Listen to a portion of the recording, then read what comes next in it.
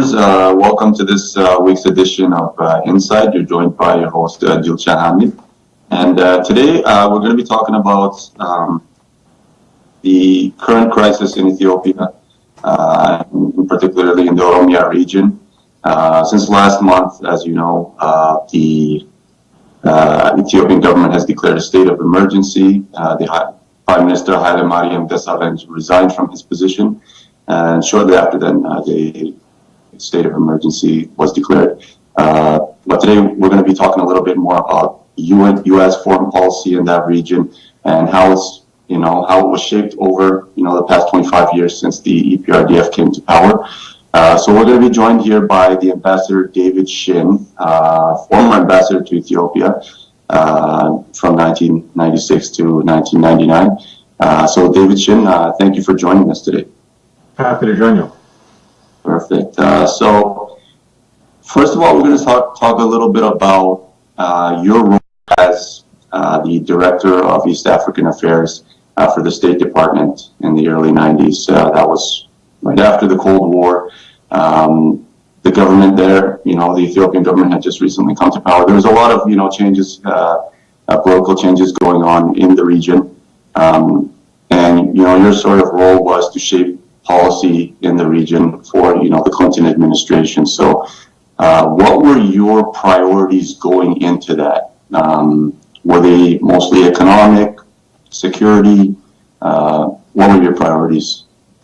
Well, keep in mind that as Director for East African and Horn of African Affairs, that also included Somalia.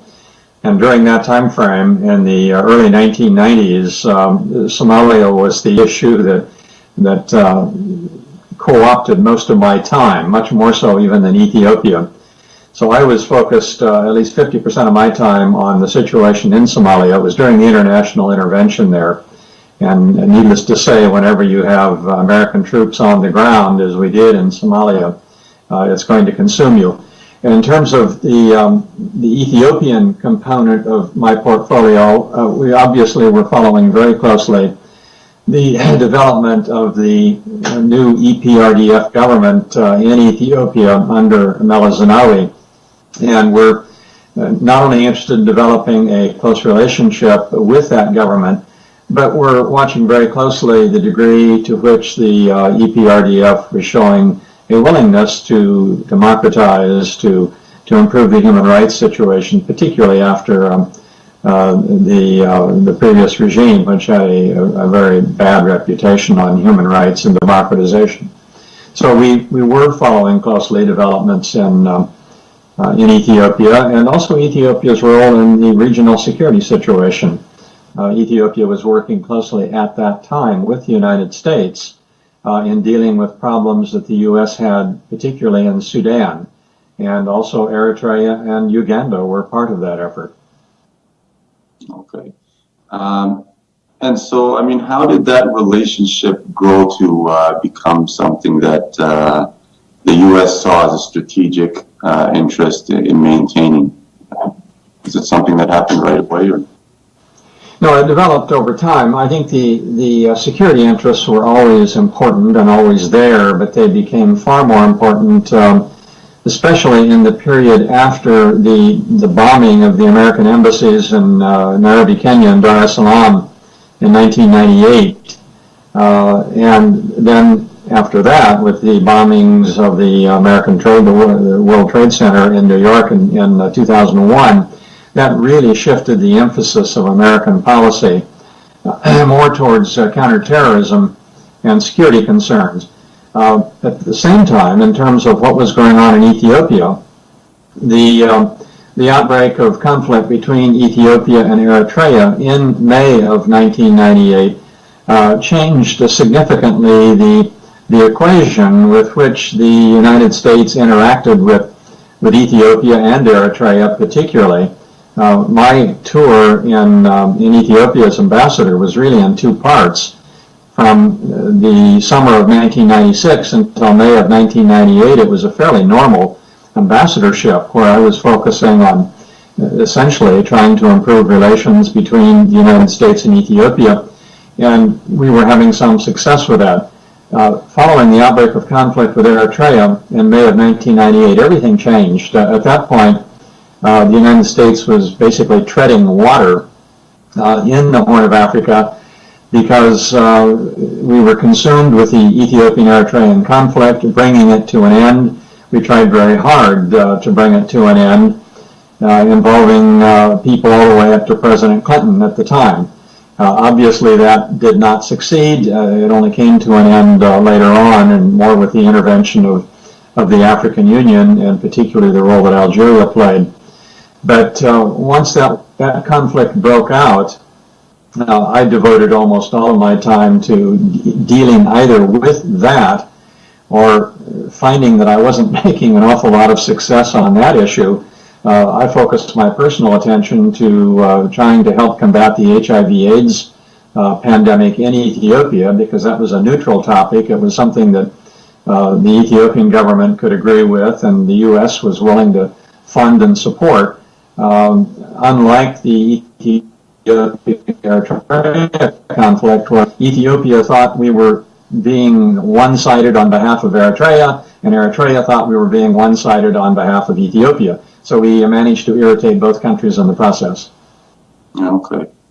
And so when you started your role in '96, I mean, what were your, you said that you were, doing a lot of humanitarian work with HIV. Did you really notice any issues internally in Ethiopia? And did the embassy really get involved in Ethiopian internal issues at that time? Well, it depends how you define internal issues. I suppose the short answer to the question is yes, we did to some extent. The one area that I devoted a lot of time to was trying to improve the situation for the private press and journalists who were not part of the government institutions. And I took a certain amount of criticism for that from the government. I think there was a feeling that we were being too supportive of the free press, which frankly I would argue was somewhat freer at that time than it is even today. Not that it was all that free at that time, it wasn't, but I think the situation was better. There actually were newspapers in Fanaramo, for example, that were reasonably well received around the country. They didn't have a wide readership, but they were there, they existed. You had other indigenous media that would occasionally be outspoken. Most of that is pretty much ended. So we tried to be helpful on that score in terms of training of the private press and the government, and members of the government press too. Quietly, we would encourage better human rights practices. We weren't outspoken about that, but behind the scenes we did work on that. And we worked to increase aid programs to Ethiopia. That was with some success. And I think we had a pretty successful aid program during the time that I was there. Now that started to come apart after the outbreak of war with Eritrea. Some of the programs were scaled back as a result of that conflict. Yeah, you did mention that in the Oromia region that a lot of the Oromo press was shut down, in that period of time, early to mid '90s. So, I mean, when you brought up those issues with the Ethiopian government, how receptive were they of them? And do you believe that you made any progress in that regard? I'm not sure that we made any real progress. They remained open. They remained functional during the time that I was there. That's, I guess, the good news. The bad news is I don't think they made any real progress, particularly whether we had any role whatsoever in even helping to ensure that they remained available, remained functional. I'll never know, I suppose. Maybe we did, maybe we didn't. And in all fairness, the government did have some legitimate criticism of the private press in that it was not always responsible. I mean, there were reports that would come out of the private press that I knew for a fact were just either exaggerations or inaccurate. So it was hard because all you had to do was have a few bad stories and the government would say, see, the private press is not responsible. They would ignore the good stories, so the ones that were accurate or brought to light the problems in the country that needed to be dealt with. So it was a very narrow line, a very thin edge for us to follow, trying to be helpful to the private press on the one hand, but sometimes having to do so when the private press was occasionally its own worst enemy. And at the time, the Oromia region, when the EPRDF came to power, there was a lot of conflict with the Oromo political groups such as the OLF. And from that conflict, a lot of people, civilians, were detained across the country, tens of thousands. Did the United States Embassy ever get involved in the issue of Oromo political detainees? The embassy would get involved in the case of political detainees across the board. They weren't all Oromo. You're right in that most of them were Oromo, but there were others from other ethnic groups who were also caught up in this. We always had a problem in knowing what the numbers were. There was always some dispute as to how many exactly were in detention, but the numbers were large, and everyone knew that. And again, largely quietly, behind the scenes, we would raise that. The one time it would come out publicly, it would be in the annual State Department Human Rights Report for Ethiopia, and all you have to do is go back and read those reports through the 90s and throughout this century also, and it will routinely reference those reports and indicate that that's a problem area. The Human Rights Report, whenever it came out in Ethiopia, would always be an issue because the government would be unhappy with it. It wouldn't be unusual that the ambassador or someone in the embassy would be called in and chided for quote mistakes unquote in the Human Rights Report. But there were efforts to try to deal with that situation in spite of the fact that we didn't always have good numbers to work with. Sometimes we had names, sometimes we didn't. Sometimes a very high-profile case we knew the background of very well, and we would raise that particular case, and there have been some successes with individual cases over the years. But with the vast majority of the people, it's really been up to the government of Ethiopia to decide whether it's going to release them or not, as they have done fairly recently, I gather. Yeah. Yeah, and so going to, the conflict with Eritrea, what was some of the major challenges that you experienced with that? And, can you get into that a little bit? Well, the biggest challenge is the one that I already alluded to, and that is both the Ethiopians and the Eritreans, I think, were operating from a position that if you're not 100% for us, you're against us. And I think there's something in the culture of highland Ethiopians and Eritreans where the role of compromise is not very important. They want you to be all for or else. And we had an awful time on that because the American way of doing things is not to be 100% for, it's to try to seek the middle ground, to seek compromise. And to be very honest with you, we were not successful in doing that in the Eritrean-Ethiopian conflict, and as a result, as I indicated, we managed to alienate both the Ethiopian government and the Eritrean government for quite some period of time. I think subsequently the U.S.-Ethiopian relationship got back on track, particularly after my time, not during my time. The Eritrean-American relationship has never gotten back on track. It's been a very difficult relationship ever since May of 1998. Okay. And of course, after that period, after the war with Eritrea had ended, there was a big U.S. policy shift, particularly after 9/11. The U.S. took more of a hands-on role in the region and saw the Ethiopian government as a strategic ally in the region. Did you see that as the right way to go about it? Sort of building that relationship with the Ethiopian government, in order to maintain security in the region, in hindsight.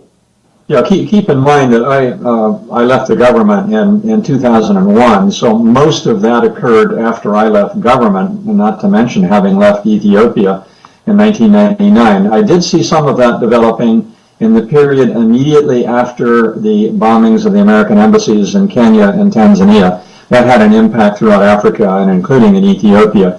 And I started to see the beginning of increased attention being paid to cooperation on counterterrorism issues, but most of that happened after my time.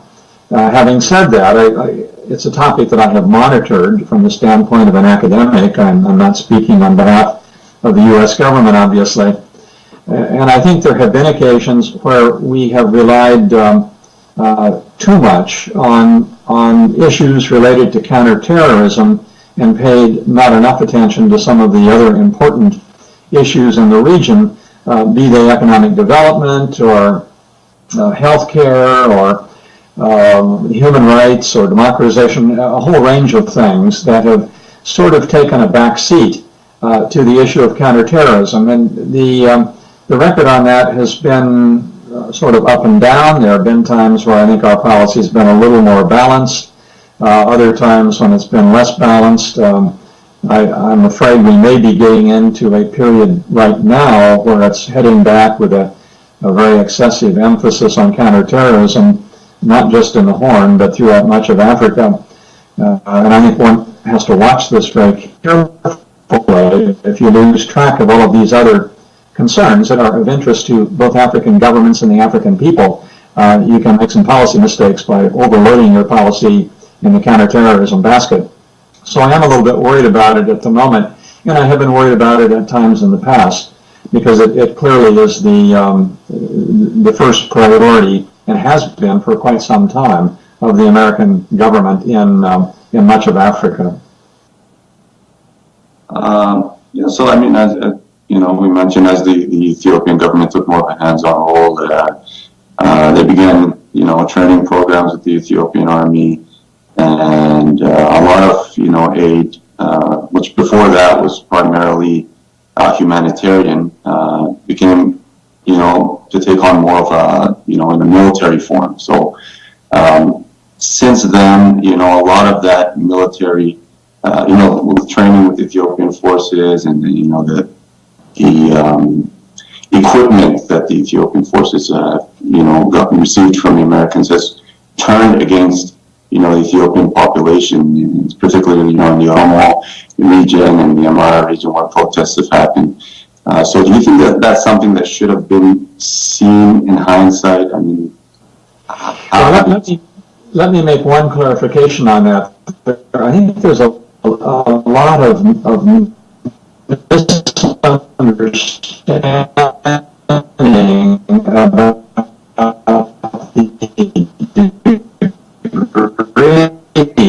to which briefing within the last month in which this subject came up, and it was pointed out to me that in 2017, for example, U.S. military assistance to Ethiopia amounted to $648,000. Now that's well under $1 million. In the scheme of things, that's not a very significant amount. Now, all of that $648,000, as I understand it, went to training and some logistical support. None of it went to lethal weapons, and the U.S. does not provide lethal weaponry to Ethiopia, and I don't believe it has in recent years, to the best of my knowledge. So we're talking about a pretty modest military commitment. Now, if you look at the American commitment to supporting Somalia, and supporting the Somali forces there, it's much greater. I don't know what the numbers are, but those are pretty significant dollar numbers. But in terms of the support to Ethiopian forces, it's really very, very limited on the military side. On the civilian side, it's very sizable, although most of that support goes to two things. It goes to dealing with health issues, HIV/AIDS, malaria, tuberculosis, and humanitarian food aid, but it's a very sizable program. But back to your basic point, should the United States even be providing $648,000 a year to the Ethiopian military. I think that's a justifiable program in that we look to Ethiopia to be supportive of regional peacekeeping in Sudan and Somalia, South Sudan, and that Ethiopia has been helpful on counterterrorism. It's just not a huge investment. Whether any of that money has been abused or not, I don't know. I'm not on the ground. I can't determine that. But I think the key here is that we're talking about quite a modest program. Well, the reason I brought that up is because, particularly in February of 2016, in the Western RC region where there was protests going on, activists on the ground, took pictures of U.S. Humvees that were being used by the Ethiopian government in order to transport troops to those areas and quell the protests. So the perception was that, the United States in some way played a role in financing the Ethiopian government and, enabling them to crack down on the protests. So that was the perception. How do you see it?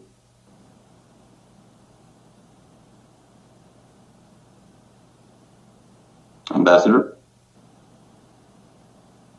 So I think we have some connection issues going on right now. We'll just get those fixed in a moment, and we'll join you in a second. Okay. Sorry, Ambassador, we lost you there for a second. Did you hear my question? Yeah, I did hear. Am I back on? Yeah, you're back on. So, okay. how?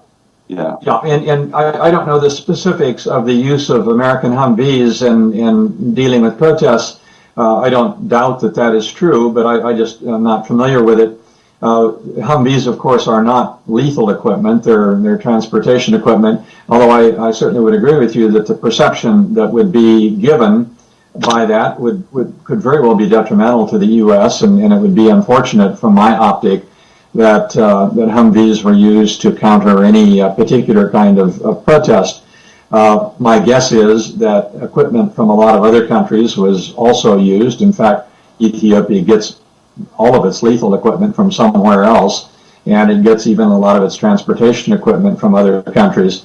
So I suspect the U.S. role in this was probably fairly modest. But perceptions are perceptions, and you have to deal with them, and they're unfortunate. And assuming that this is the case, the Humvees were used, and I don't doubt that. That's something U.S. has to live with, and it's very difficult to explain away. Right. And you mentioned, with the current administration, there's less foreign aid being pumped into the region. Is that accurate? It seems that it's headed in that direction. The Trump administration has called for a 33% reduction in the U.S. aid budget, and that clearly will mean cuts for the Horn of Africa, including Ethiopia. Now, as this is happening, though, and it's going on Capitol Hill literally as we speak here today, members of Congress are not agreeing to this. They are telling the new director of USAID, Ambassador Green, that this is not acceptable, a 33% cut, and they're not going to go along with it. Now, how it finally comes out, who knows? Maybe it'll be a 10% cut or a 15% cut. I don't think it will be a 33% cut, mainly because members of Congress, Republicans and Democrats, are saying this is not acceptable. So there's a lot of pushback on this administration and in terms of what it's doing in Africa. But you're probably correct in that there will be some cutbacks that will also impact Ethiopia. And from my optic, this is unfortunate, but this is the world we live in today in Washington. So how do you think the administration in Washington sees the current situation going on in Ethiopia with the state of emergency? I know that this now former Secretary of State Rex Tillerson was there recently, and he did meet with officials there and sort of urged them to end the state of emergency. Do you think that U.S. involvement is going to go beyond that? How do you see that?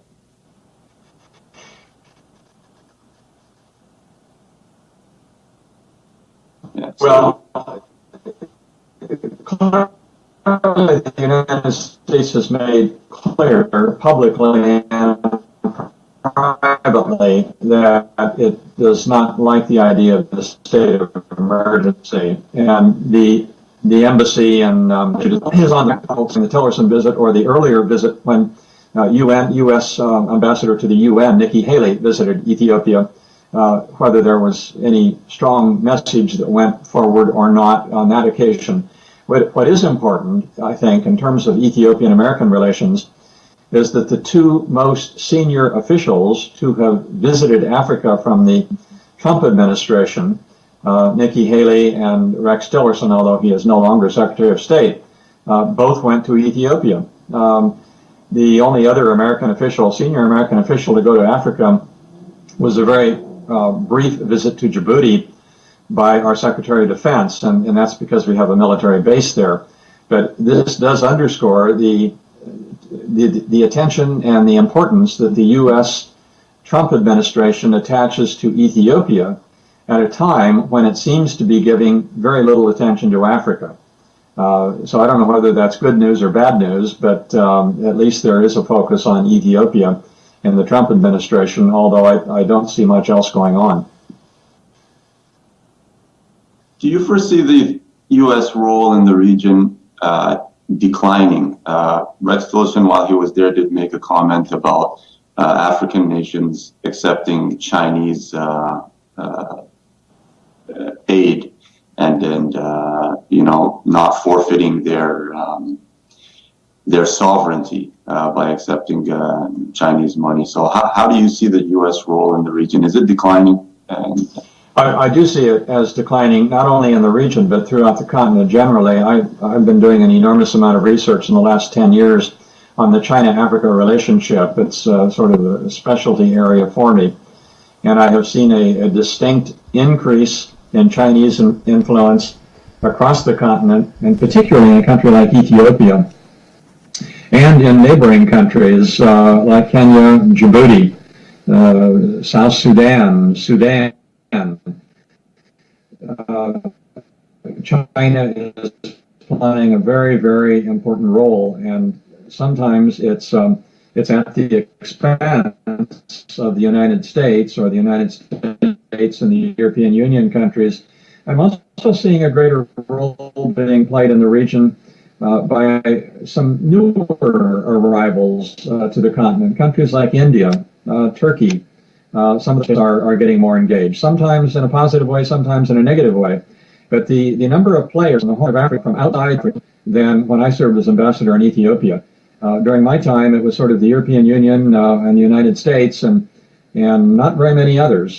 Today, it's a whole group of countries, and arguably a country like China has at least as much influence in Ethiopia today as does the United States. Maybe in the economic area, it has more influence than the United States.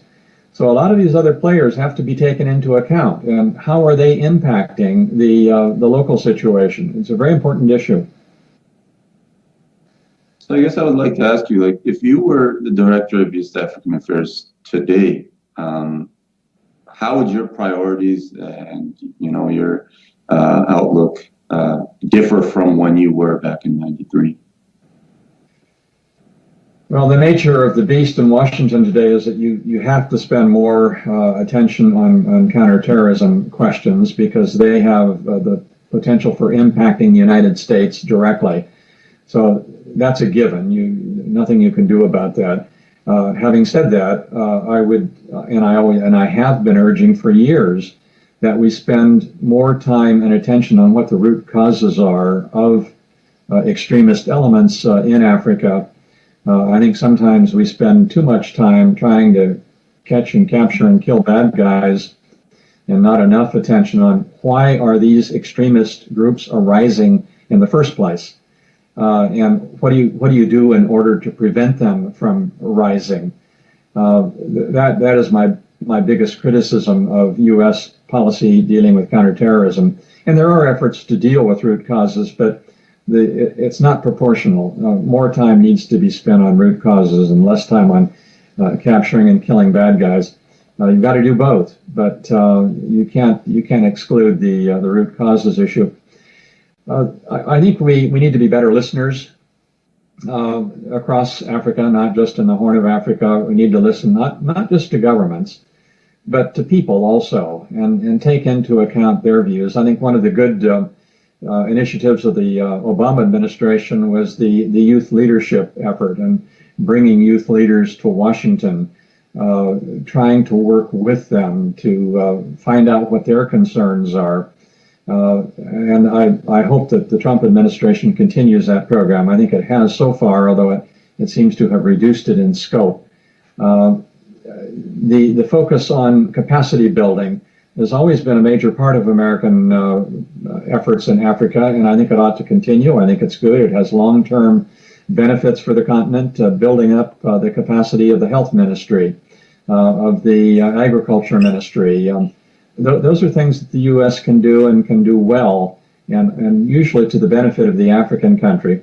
And then finally, the one thing we've always been superb at that I'm sure will continue under any administration is humanitarian assistance. The U.S. has always been the first with the most when it comes to emergency food aid and medical assistance and that sort of thing. We're good at it. We're generous, and we need to continue it, and I'm sure we will continue it. So that's not a change at all. That's just doing what we've done in the past and doing more of it, doing it better. But those would be, I guess, my major suggestions on how to move forward from here. And I mean, like with a country like Ethiopia, a country of 100 million people, which has been ruled by a single party for the past 27 years,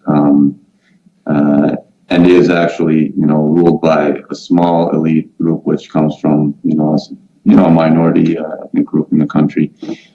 There's a lot of disenfranchisement. So would that go to what you were saying about the root cause? I mean, sort of engaging and, allowing the masses to participate in the political process?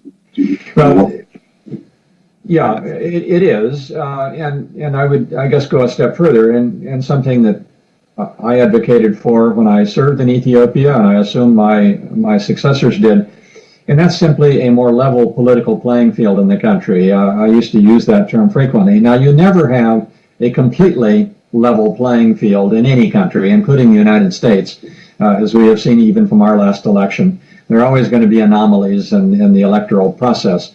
But the playing field in Ethiopia has been tilted much too far in one direction, and it needs to be leveled out, where voices who don't agree with the government have their ability to speak out. That's why I spent so much time in trying to encourage and strengthening of the private press in Ethiopia during my time. Those are basic, and we talk a lot about free and fair elections. Well, sure, there should be free and fair elections, but there's a definitional problem here. What is a free and fair election? There aren't very many countries in the world that have truly free and fair elections, but you need to move in that direction. And I think that's critical to ultimately resolving the problems, the current political problems in Ethiopia. It's a question of rule of law. It's a question of releasing political detainees, of opening up the media to make it freer, so that all voices are heard. And when those voices are heard, particularly majority voices or plurality voices, then it's incumbent upon them not to discriminate against minorities. And that's a concern I have too. There's not a good history in Ethiopia of one group being fair to minority groups in the country. Okay. And what do you think would be the way out? I mean, if you were to, what would be your message to the current Ethiopian government and to the people who are trying to change the government? What do you think would be the way out for them right now? And that's a hard one. It's really not to me to determine what Ethiopians themselves ought to determine for themselves.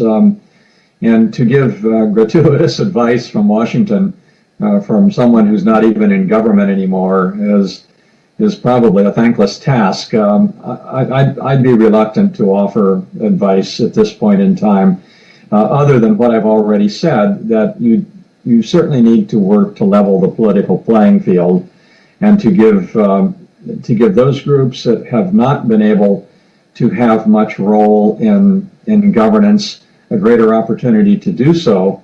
And when those people eventually get in power, a position of power, to then be sure that they allow opportunity for minority groups in the country. That's about the only general advice I would give. All right. And I would like to thank you for joining us today. And I'd also like to thank our viewers for joining us. Ambassador, it's great to have you here. My pleasure joining you, and I wish you and your colleagues all the best. All right. Thanks for general comments about the discussion today. Leave a comment, and we'll hopefully join you next week. Goodbye. Bye bye now.